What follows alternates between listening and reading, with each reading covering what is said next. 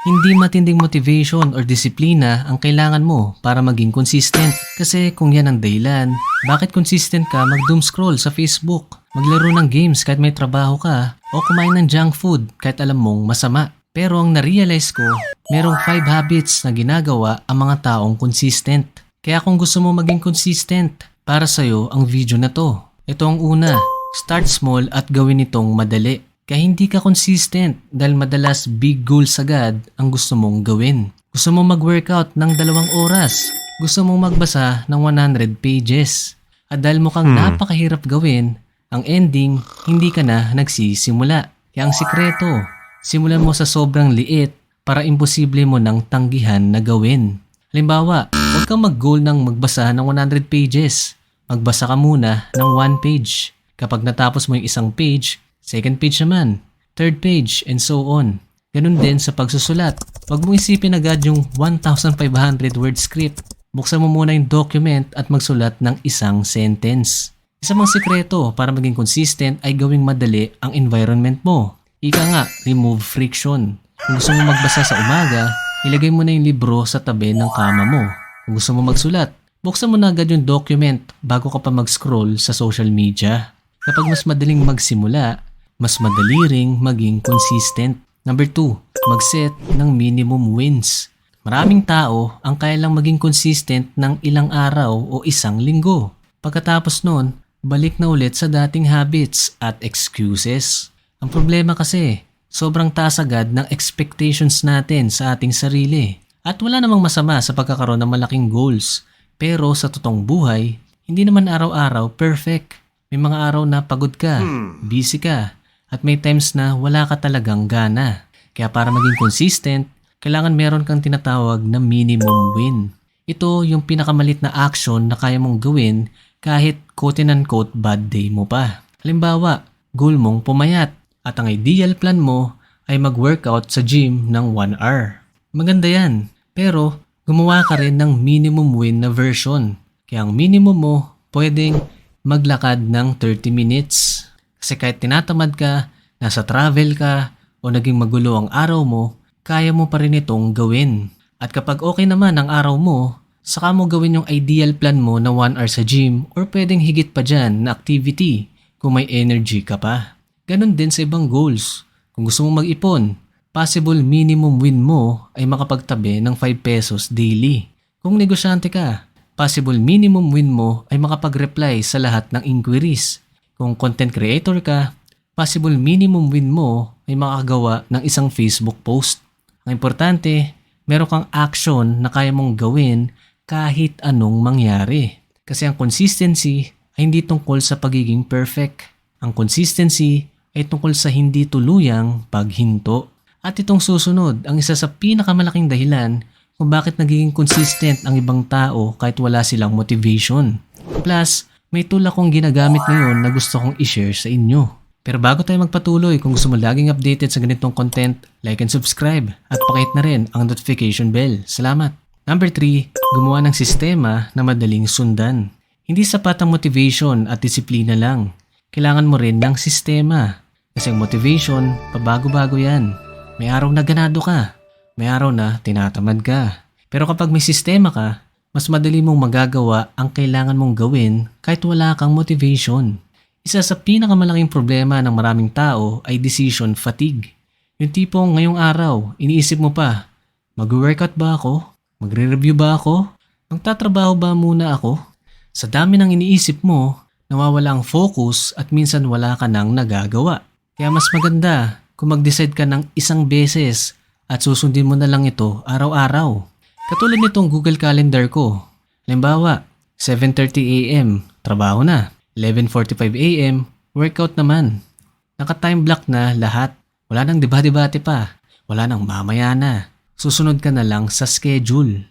At para mabawasan pa ang distractions, ito yung app na ginagamit ko ngayon. Hindi to sponsored Gusto ko lang i-share sa inyo. ScreenZen. Available sa App Store for free.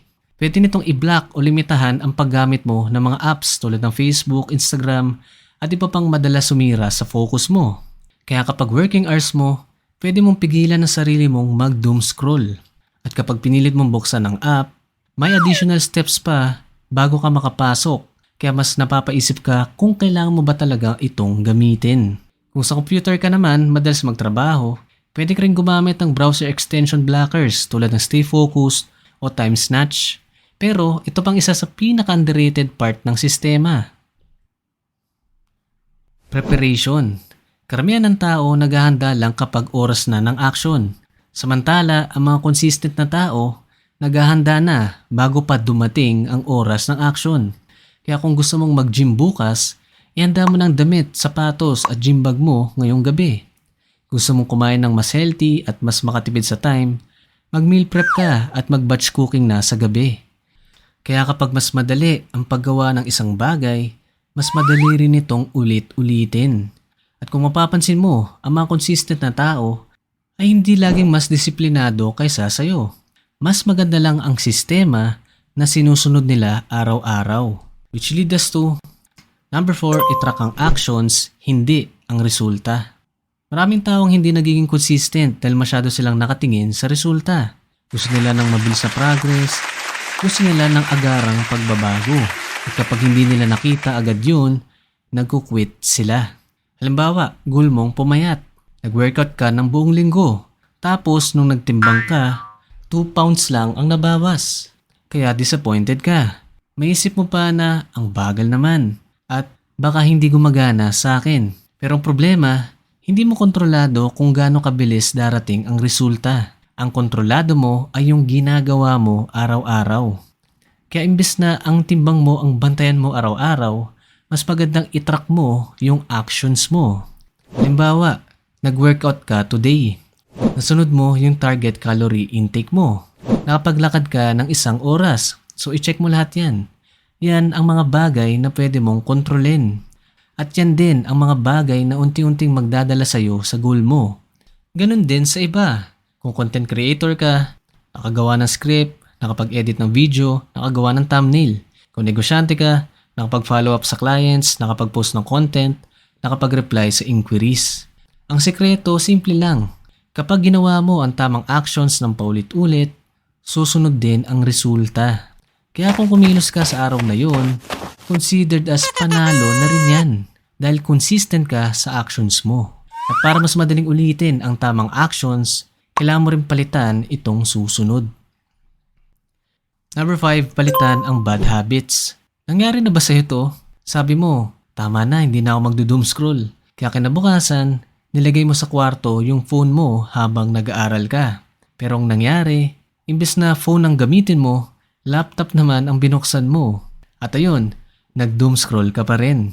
Ang problema kasi, madalas pinipilit nating tanggalin agad ang bad habit. Pero hindi ganun kadali yun. Kaya mas magandang strategy ang pagpalit kaysa biglang pagtigil. Ganito ang gawin mo. Step 1, ilista ang bad habits mo. Step 2, alamin mo kung anong nakukuha mo dito. Stress relief ba, entertainment, comfort, sense of achievement, etc. Step 3, humanap ka ng mas magandang kapalit. Halimbawa sa akin, dati sobrang hilig ko sa Dota, mga video games, at ang nakukuha ko doon ay stress relief at sense of achievement. Pakiramdam ko kasi nagle-level up ako at gumagaling. Tumataas ang rank ko, yung MMR, nananalo ka, MVP ka. Kaya imbes na basta ko lang alisin, pinalitan ko siya ng pag-workout sa gym. Kasi halos pareho rin ang nakukuha ko. Stress relief, sense of achievement, at nagle-level up rin ako. Ang kaibahan lang, sa totoong buhay na. Lumalakas ang katawan ko, mas gumagandang health ko, at mas nagiging productive ako. At ganun din yan sa doom scrolling. Pwede mong palitan yan ng pagbabasa ng libro, paglalakad sa umaga, pagme-meditate o kahit simpleng pagpapaaraw sa labas. Sa madaling salita, karamihan ng bad habits natin ay may binibigay ding reward. Kaya mas mabuti na palitan mo ito ng good habits na nagbibigay ng kaparehong benefit. At kapag pinagsama mo ang 5 habits na nabanggit natin, mas magiging madali para sa'yo ang maging consistent sa kahit anong goal na gusto mong maabot. Tandaan na yung mga consistent na tao, hindi sila consistent dahil mayaman sila, matalino, or like may something sa DNA nila na kakaiba. Normal na tao lang din sila, katulad natin.